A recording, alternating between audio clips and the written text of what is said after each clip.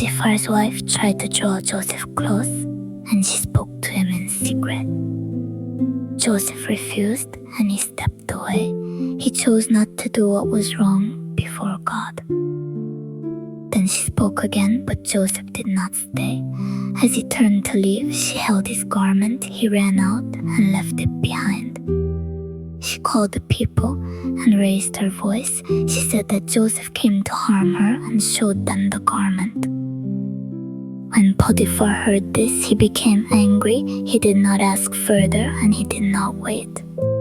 Joseph was taken and placed into the prison, the place where the king's prisoners were kept. There was no defense and no voice. But Joseph remained quiet, and he stayed before God. Even there, in the prison, trust began again.